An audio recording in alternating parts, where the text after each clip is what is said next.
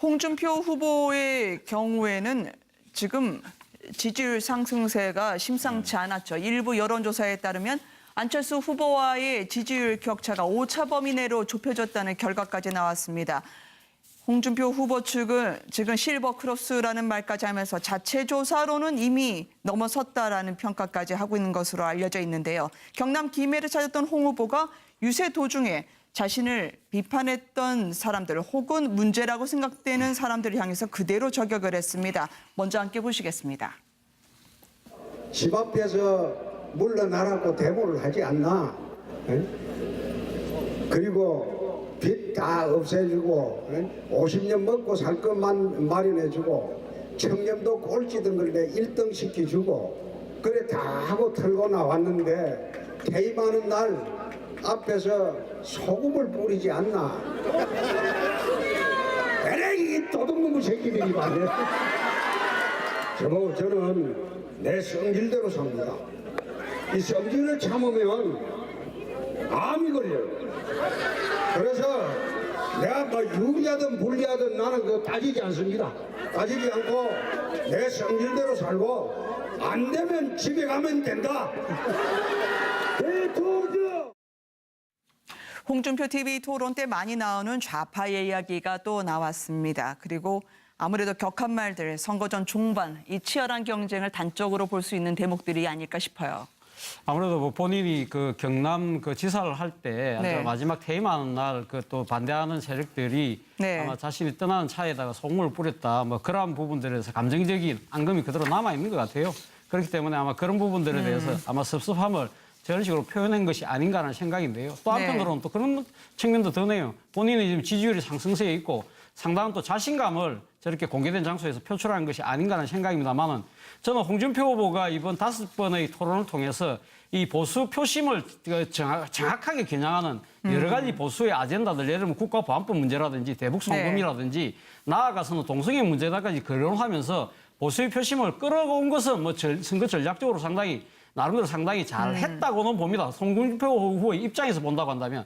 그러나 그 5번의 토론, 어제 그리고 공식적인 유세에서의 저런 이 막말에 가까운 발언 정도는 과연 본인이 지금 당겨오고 싶어하는 그 보수 표심에 얼마만큼 득이 될까 그런 부분들을 한번 생각해 볼 필요가 있다는 거죠. 네. 사실 보수를 지향하는 분들이 상당히 이거 많이 고려를 하는 것이 품격입니다. 그러니까 행동과 말의 품격 자체가 상당히 마음에 들어야 최종적으로 찍게 된다는 측면에서 본다고 한다면 홍준표 후보의 자신감이 어제는 조금 도가 지나친 것이 아닌가 하는 생각입니다. 홍준표 후보 가는 길 동선을 보면 선거 전략이 나오는 것 같습니다. TK에 잇따라 갔고요. 그렇지만 TK 외 지역에 대해서는 별로 많이 안 가시는 이유가 따로 있나요? 이번 선거의 승리 방정식은 간단합니다. 네. 결국은 자신을 지지하는 사람들을 얼마나 모아내는가의 문제 아닙니까? 뭐 문재인 후보는 이미 다 뽑아냈고 더 이상 늘어날 부분이 없는 것 같고요. 네. 안철수 후보도 뭐 잠깐 좀 우리 보수 쪽 분들이 눈길을 줬지만 다시 다 돌아오고 있지 않습니까? 그렇기 때문에 네.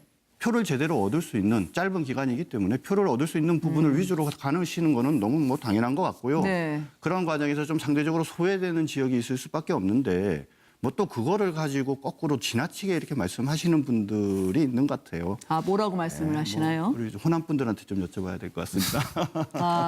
아니요, 어떤 건지 좀 여쭤보려고요. 호남 분들이 뭐라 그러시나요? 왜 호남은 소외하냐, 표 안 준다고 뭐 안 오는 거냐 이제 이렇게 말씀을 하시는 분들이 좀 있는 것 같아요. 네, 아니 근데 홍준표 후보가 워낙 본인 말씀으로 표가 안 나오는 데 가면 의미가 없다고 이야기를 하니까 나올 수 있는 반응 아닌가요? 우리 네. 후보의 참 장점이자 단점이 그거죠. 너무 솔직하다는 거. 아마 좀 이렇게 낡고 닳고 다른 사람들은 그런 식으로 얘기 안 했을 거예요. 근데 너무 좀 솔직해서 우리 옆에 있는 사람들이 좀 힘든 부분도 있는데 또 그런 솔직함을 좋아하는 분들도 계시더라고요. 근데 솔직한 건 좋은데 제가 우리 정윤길 대변인께 하나 여쭤보고 싶은 거는 그러니까 그 홍준표 후보가 대통령이 되면 대한민국의 대통령이지 이 영남이나 충청만의 대통령은 아닐 거 아닙니까? 그죠? 그래서 대통령 되신다 하더라도 자신을 지금 지지하지 않은 호남이라든지 다른 지역에 대한 뭐 나름대로 불이익이나 뭐 차별 같은 걸 뭐 예정해 두고 계신 건 아니죠? 아니, 차별을 말하는 사람은 문재인 후보죠. 문재인 후보가 아니 제가 질문 그러니까 차별은 없고요. 오히려 차별을 얘기하는 사람은 문재인 후보입니다. 옛날에 뭐 보수를 불살라버린다고 그러질 않았나. 또는 지금까지 뭐 앞으로 통합 얘기하면서 적폐 얘기 안 하신다고 했다가 다시 그 적폐 얘기 끄집어냈지 않습니까? 근데 많은 국민들이나 보수를 지지하는 사람은 뭐라고 얘기를 하냐면요. 적폐 청산 필요하다. 근데 진짜 중요한 적폐 청산은 바로 노무현 전 대통령 일가 640만 불 뇌물수수와 관련돼서 그거 철저하게 조사해서 관련자들 처벌하고 특히 노무현 대통령 일가가 그대로 향유하고 있는 호의하고 있는 그 640만 불 반드시 환수하는 것이 적폐 청산의 핵심이라고 생각을 하고 있어요. 많은 분들인가요? 아니면 홍준표 후보 측인가요? 많은 분들이 그렇습니다. 다수의 국민들과 청년들까지 네. 동의하고 있는 걸로 알고 있습니다. 근데요, 참 안타깝습니다. 오늘 이 자리에서도 두 분께서 말씀하시는 거 보니까 정말 걱정되는데요. 저는 이번 대선의 시대 정신이라고 한다면 이제는 네. 낡은 지역 감정에서 벗어난다라고 하는 게 가장 큰 시대 정신이 아닐까 하는 생각을 하게 되고요. 특히 그 낡은 또 이념 갈등에서 벗어난다라고 하는 것도 큰 시대 정신일 것이다 이렇게 생각합니다. 사실 그 유권자의 마음속에 특히 자신들의 지지자의 마음속에 증오와 분노를 심어주면 그것이 표로 될 가능성은 매우 큰 것은 사실이지요. 그러나 대한민국 전체를 걱정하는 지도자라고 한다면 지도자의 마음에 그 분노의 불씨를 심는 개 무슨 뭐니 뭐 이런 말씀들을 하셔서는 네. 절대로 되지 않는다라는 생각이 들고요. 저는 대한민국에 시간이 많지 않다라고 생각합니다. 우리가 언제까지 이런 정치에 발목이 잡혀 있어야 하는가 하는 생각을 하게 됩니다. 후보자의 자질과 능력을 검증할 시간이 절대적으로 부족한 이번 대선입니다. 무엇보다 박 전 대통령 파면 결전으로 3월 10일 아니었겠습니까? 2달여 만에 초고속 대선을 하게 되는데요. 오늘 이제 저희가 보도를 계속해드리는데 좌파 이야기 아까 나온 김에 계속 질문을 여쭙고 싶어요. 세월호 배지. 부모님 상도 3년이 지나면 탈상을 하는데 세월호 배지를 달고 억울한 죽음을 대선에 이용하는 사람들이 있다. 이런 홍준표 후보의 발언은 어떻게 보고 계십니까? 그러니까 홍준표 후보는 지금 초단기전을 하고 있습니다. 무슨 말씀이냐면 지금 앵커도 말씀하셨지만 이번 선거는 박근혜 전 대통령이 탄핵을 당함으로써 생긴 비정상적인 선거고 굉장히 짧은 선거입니다. 네. 그리고 홍준표 후보 입장에서 볼 때는 박근혜 전 대통령의 그림자를 지우는데 시간이 상당히 걸렸고 반대로 안철수 문재인 후보는 박근혜 전 대통령의 존재 때문에 상당히 득점을 많이 했던 겁니다. 그런데 뒤늦게 시작한 홍준표 후보가 따라잡기 위해서는 아주 효율성을 극대화하다 보니까 호남을 덜 가고 영남에 가는 건 저는 작전이라고 보고요. 또 하나는 TV 토론에 나가서 저는 좀 그런 생각이 드는 게 네. 홍준표라는 분이 TV 토론을 굉장히 잘함에도 불구하고 굉장히 자극적인 동성애 사형제도 지금 말한 그런 말들을 왜 하겠습니까? 보수 지지자들이요. 나 홍준표 있다. 이제 여기 찍어. 그전에는 보수의 후보가 없어가지고 안철수 후보한테 하고 하던 분들이요. 돌아오라는 메시지입니다. 네. 다만 이제 호남에 안 가는 건 저도 비판하고 싶은데 부인 이셔사가 지금 전북을 간다고 합니다. 부인이 알다시피 전북 출신입니다. 그러니까 지금 하고 있는데 뭐 다음 주쯤 가겠죠. 그런데 문제는 홍준표라는 후보 입장에서 볼 때는 자, 6일 전, 그러니까 선거 6일 전 여론조사 공표하기 전까지 안철수 후보를 따라잡아야만이 그 다음에 그 깜깜한 기간 동안에 1등까지 갈 수 있는 가능성이 보이기 때문에 지금은 네. 효율적인 선거를 하다 보니 그런 것이고요. 또 하나는 좌파 말은 나왔지만 그냥 좌파를 비판한 게 아니라 좌파 중에서도 소금 뿌린 일부에 대해서 이렇게 이야기한 건데 저는 욕한 거는 홍준표 후보가 대단히 잘못한 것이다. 그리고 또 하나는 노조에 대해서 그렇습니다. 심상정 후보가 뭐 노조 비난한다고 했지만 홍준표 후보 말씀을 들어보면 노조를 비난하는 게 아닙니다. 강성 귀족 노조만 비난합니다. 그러니까 이런 것들은 홍준표 후보가 팩트에 대해서는 크게 저는 틀린 건 없다고 보는데 근데 다만 이 품위 문제는 저는 좀 고쳐야 될 것 같습니다. 뭐 품위 말씀하셨으니까 뭐 제하고 네. 아까 막 같은 맥락인 것 같습니다만 이거 소금 뿌린 부분 그 부분도 사실 따지고 보면 이거 뿌린 사람들의 입장에서 본다고 한다면 그 홍준표 후보가 경남지사직을 물러나면서 결국은 네. 보궐선거를 못하도록 그래서 나름대로 지금 한 거 아닙니까? 그런 부분에 대한 도민들의 분노도 일정히 담겨 있다고 봐야 되는 거죠. 그리고 또 하나 부분은 세월호 문제인데요. 세월호 부분을 가해감 정치적으로 이용하는 대선 후보들을 아마 비난하시는 것 같은데 저는 진짜 홍준표 후보야말로 이 세월호 이야기를 계속적으로 함으로써 세월호 유가족들의 가슴을 또 한 번 지금 현재 아프게 만들고 있는 것이 아닌가 하는 생각입니다. 사실 지금 이 홍준표 후보 빼놓고 나머지 그 유력 후보들이 지난번 세월호 3주기 때 다 갔지 않았습니까? 본인이 그때도 안 갔습니다. 그거 안 가는 건 뭐 자유입니다. 안 가는 건 자유인데 그러나 지금 이 세월호 부분을 이야기를 하면서 이걸 갖다 정치적인 하나의 대선의 쟁점으로 끌고 놓음으로써 결과적으로는 세월호의 지금 미수습자도 9분이나 계신데 이 유족들을 다시 또 아프게 한다는 거죠. 그리고 이걸 빌미로 해서 다시 이 세월호를 중심으로 한 이 국민들의 이런 아픈 가슴을 더 멍들게 하는 그런 측면에서는 참 안타깝다는 생각이 듭니다. 정종길 대변인 이야기를 들어봐야 될 것 같은데요. 글쎄요, 뭐 우리 문재인 후보는 말은 통합을 얘기를 하면서도 문재인 후보에게 국민은 촛불밖에 없지 않습니까? 촛불만이 국민이고 촛불만이 민심이라고 생각하시는 분이고 세월호를 지지하거나 세월호에 긍정하는 분만을 국민이라고 생각하시는 분이라고 저는 생각을 해요. 물론 세월호 가슴 아픈 사건이었어요.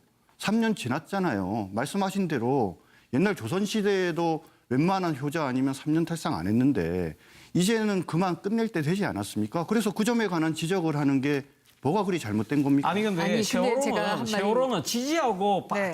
반대하고의 문제가 아니잖아요. 그리고 지금 3년 탈상 말씀하셨는데 앞서도 제가 말씀드렸지만 지금 우리가 오랜 그 엄청난 비용을 들여서 지금 세월호를 지금 무트로 올려놓고 지금 미수습자를 찾고 있는 상황이지 않습니까? 이러한 상황에서 모든 국민들이 미수습자가 빨리 발견되기를 전부 다 손꼽아서 기다리고 있는데 이 부분을 갖다가 뭐 정치적으로 이렇게 유불리를 따져서 이야기하는 부분 자체가 저는 그것은 적절하지 않다는 아니 거죠. 세상에 세월호 앞에 가서 사진 찍고 그거 이용했던 정치 세력 없습니까? 다수의 국민들이 말씀하시는 것처럼 일반적인 국민은 그런 생각을 가질 수 있는데 세월호 인양되고 난 다음에 그거 아니 정치적으로 그러니까 저도 세월호 앞에서 이용해 사진 먹으려고 찍는 한 부분에 정치 대해서 세력들이 있잖아요. 네, 세월호 앞에 그런 사진 정치 찍는 세력이 있어서 부분들 그거를 정치 사진 세력들이 찍는 제가 지금 앞으로 뭐 그거 정치적으로 잘했다고 이용하지 이야기하는 게 말라 이런 아니잖아요. 얘기를 하는 게 뭐가 그리 잘못된 거예요. 네, 정치적으로 정치인들이 이용하지 것은 말라고 지적하는 거예요. 네, 정치적으로 어쨌든 이용하지 않는 생명이 걸린 것은, 문제이기 네, 때문에요. 네, 정말 국민들이 중요하다고 느낄 때는 생각하고요. 민감해 보이는 거 분명한 네. 것 같아요. 네. 그래서 어쨌든 위원장님 말씀 잠깐 듣고 저희가 다음으로 넘어가도록 할게요. 네, 이거 홍준표 근데 후보 이것은 이야기하다 자꾸- 다른 후보 얘기 못하겠어요. 네, 네. 부모상하고 비교하는 건 좀 옳지 않다고 생각하고요. 사실 자식은 가슴에 묻는다고 하지 않습니까? 그런데 이것은 지금 뭐 그 원인도 정확하게 잘 모르고 있기 때문에 이에 대한 조사가 아주 필요하다라고 하는데 상당한 공감이 있는 부분인데 이것을 자꾸 부모상이라고 하는 자극적인 용어로 얘기하는 것은 저는 옳지 않다라는 생각을 하게 됩니다. 사실 네. 선거에서 앞에서 말씀하신 것처럼 아주 효율적인 선거운동을 할 수 있습니다. 자기한테 올 가능성이 한 90%쯤 되는데 가서 그것을 100%로 끌어올리면 굉장히 효율적인 선거운동을 할 수 있어요. 그리고 사회에 있어서 아주 소수를 그 사회에 있어서의 굉장히 문제의 핵심적인 집단인 것처럼 희생양으로 삼으면서 다수를 끌고 올 수 있는 방법도 있습니다. 이거 몰라서 안 하는 거 아니거든요. 과연 네. 이렇게까지 해서 선거에서 이기는 것이 그게 대한민국을 위해서 바람직한 것이냐라는 생각을 할 수밖에 없고요. 저는 이번 선거는 더더욱이나 굉장히 특별한 선거라고 생각됩니다. 이번 선거만큼은 선거 전략이나 스핀닥터의 얘기가 아니라 정말 대한민국을 위해서 좋은 것이 무엇인가를 좀 생각해야 될 때가 아닌가 하는 네. 생각입니다. 예, 뭐 좋은 말씀을 주셨지만 네. 결국은 세월호 문제도 이번에 선거에 이용하지 말라면서 선거에 이용하고 있는 분이 홍준표 후보입니다. 그 점을 왜 그러면 이 시점에 세월호 이야기를 굳이 아무도 꺼내지 않는 세월호 이야기를 이 시점에 왜 홍준표 후보만 아니 꺼내서 하고 문재인 있습니까? 후보가 세월호 배지 안 달고 왜 나오면 달고 그런 있으면 얘기 왜 하겠어요? 문제가 됩니까? 아, 저게 정치적으로 자기 이용하는 거 자유지. 아니에요? 저 정치적으로 이용하는 거 자기는 아니에요? 왜 그럼 자기는 기념하지 저거 이용하는 거 슬퍼하지 아니에요? 않아도 되면 슬퍼 안 하더라도 다른 사람은 배지라는 게 슬퍼할 수도 있고 정치적으로 배지 달 수도 있는 이용하는 게 거잖아요. 해당합니까? 왜 남의 자유를 억압하면서 이용한다고 아니, 그래요? 다른 게 자기나 잘하면 되는 이용하잖아요. 문제지. 잠깐만요. 왜 그리 흥분하세요? 흥분은 그것은 먼저 맞잖아요. 하니까 흥분한 척하고 나도 이야기하는 거예요. 저기 이용하고 있는 거예요, 저렇게. 많은 후보분들이 본인이나 잘 TV 하세요. 토론에서 얘기하는 그 이야기를 저도 해야 될 것 같아요. 보시는 시청자분들이 판단하실 것 같습니다. 홍준표 후보와 관련해서 하나만 더 여쭤보고 가도록 하겠습니다. 아들 결혼식은 가지 못한다. 영남을 가야 하기 때문에 이 분주한 선거 유세 때문에요.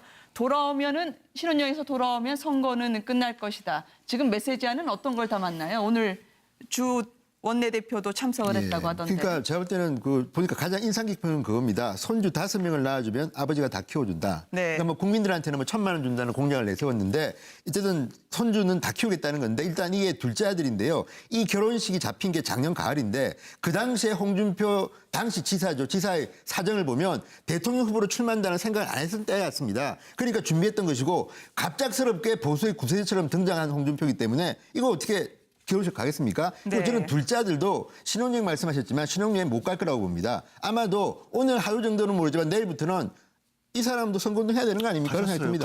갔어요. 예. 그러면 안 되는 거 아닌가?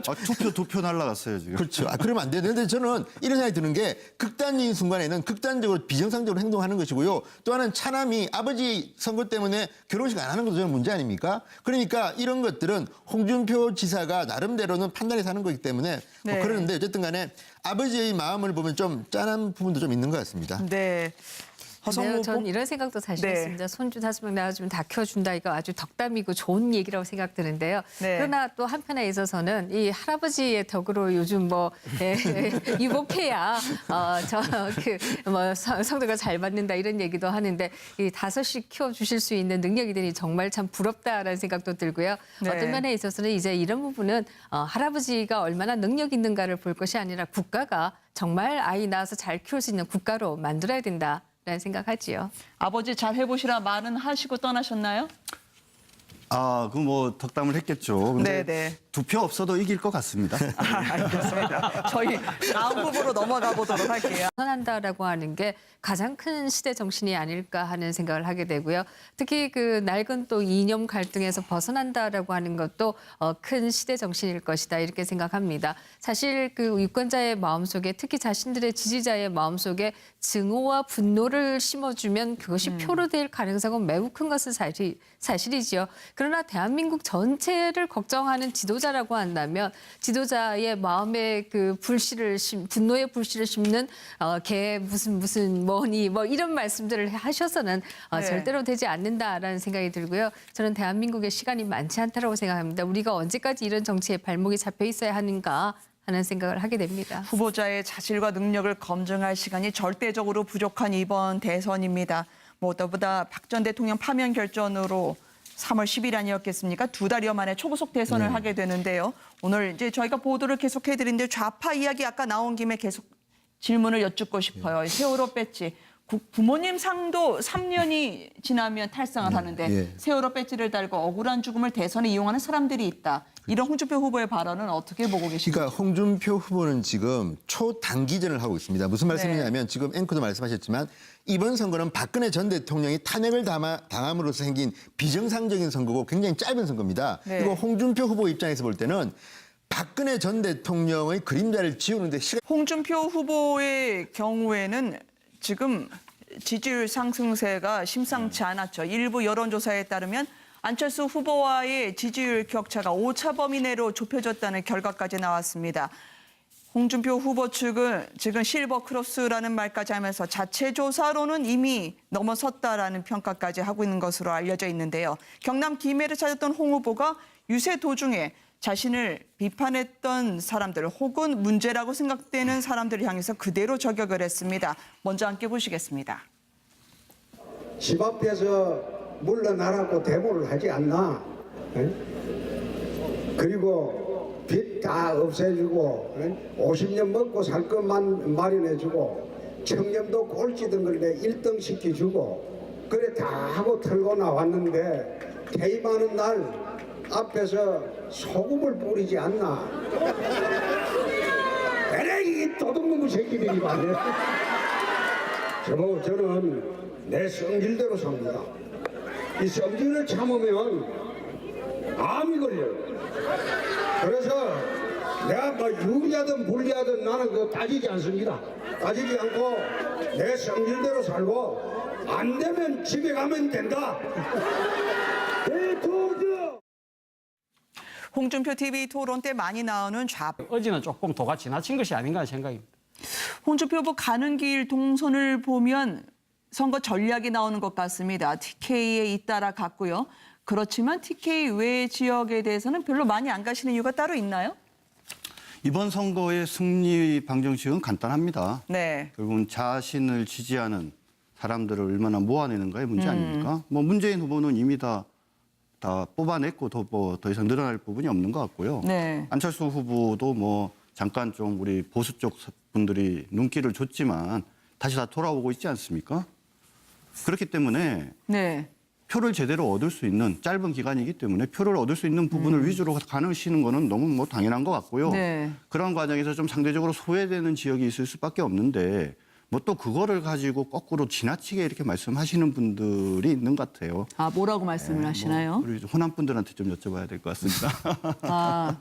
아니 어떤 건지 좀 여쭤보려고요. 호남 분들이 뭐라 그러시나요? 그러니까 왜 호남은 소외하냐, 표 안 준다고 뭐 안 오는 거냐 이제 이렇게 말씀을 하시는 분들이 좀 있는 것 같아요. 네, 아니 근데 홍준표 후보가 워낙 본인 말씀으로 표가 안 나오는 데 가면 의미가 없다고 이야기를 하니까 제가 좀 나올 수 있는 짧게, 반응 아닌가요? 우리 네. 후보의 참 장점이자 단점이 그거죠. 너무 솔직하다는 거. 아마 좀 이렇게 낡고 닳고 다른 사람들은 그런 식으로 얘기 안 했을 거예요. 근데 너무 좀 솔직해서 우리 옆에 있는 사람들이 좀 힘든 부분도 있는데 또 그런 솔직함을 좋아하는 분들도 계시더라고요. 근데 솔직한 건 좋은데 제가 우리 정준길 대변인께 하나 여쭤보고 싶은 거는 그러니까 그 홍준표 후보가 대통령이 되면 대한민국의 대통령이지 이 영남이나 충청만의 대통령은 아닐 거 아닙니까, 그죠? 그래서 대통령 되신다 하더라도 자신을 지금 지지하지 않은 호남이라든지 다른 지역에 대한 뭐 나름대로 불이익이나 뭐 차별 같은 걸 뭐 예정해 두고 계신 건 아니죠? 아니, 차별을 말하는 사람은 문재인 후보죠. 문재인 후보가 아니, 옛날에- 제가 질문하는 그러니까 건데. 차별은 없고요. 오히려 차별을 얘기하는 사람은 문재인 후보입니다. 옛날에 뭐 보수를 불살라 버린다고 그러질 않았나. 또는 지금까지 뭐 앞으로 통합 얘기하면서 적폐 얘기 안 하신다고 했다가 다시 그 적폐 얘기 끄집어냈지 않습니까? 근데 많은 국민들이나 보수를 지지하는 사람은 뭐라고 얘기를 하냐면요. 적폐청산 필요하다. 근데 진짜 중요한 적폐청산은 바로 노무현 전 대통령 일가 640만 불 뇌물수수와 관련돼서 그거 철저하게 조사해서 관련자들 처벌하고 특히 노무현 대통령 일가가 그대로 향유하고 있는 호의하고 있는 그 640만 불 반드시 환수하는 것이 적폐청산의 핵심이라고 생각을 하고 있어요. 많은 분들인가요? 아니면 홍준표 후보 측인가요? 많은 분들이 그렇습니다. 다수의 국민들과 청년들까지 네. 동의하고 있는 걸로 알고 있습니다. 근데요, 참 안타깝습니다. 오늘 이 자리에서도 두 분께서 말씀하시는 거 보니까 정말 걱정되는데요. 저는 이번 대선의 시대 정신이라고 한다면 이제는 네. 낡은 지역 감정에서 바의 이야기가 또 나왔습니다. 그리고 아무래도 격한 말들, 선거 전 중반 이 치열한 경쟁을 단적으로 볼 수 있는 대목들이 아닐까 싶어요. 아무래도 뭐 본인이 그 경남 그 지사를 할 때 네. 마지막 퇴임하는 날 그 또 반대하는 세력들이 네. 아마 자신이 떠나는 차에다가 소금을 뿌렸다 뭐 그러한 부분들에서 감정적인 앙금이 그대로 남아 있는 것 같아요.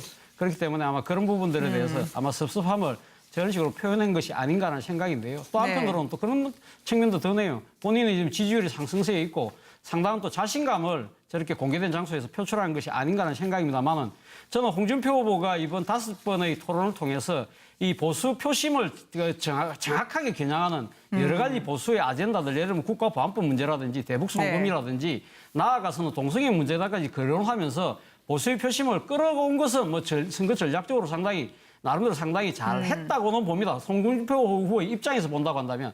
그러나 그 5번의 토론, 어제 그리고 공식적인 유세에서의 네. 저런 이 막말에 가까운 발언 정도는 과연 본인이 지금 당겨오고 싶어하는 그 보수 표심에 얼마만큼 득이 될까 그런 부분들을 한번 생각해 볼 필요가 있다는 거죠. 네. 사실 보수를 지향하는 분들이 상당히 이거 많이 고려를 하는 것이 품격입니다. 그러니까 행동과 말의 품격 자체가 상당히 마음에 들어야 최종적으로 찍게 된다는 측면에서 본다고 한다면 홍준표 후보의 자신감이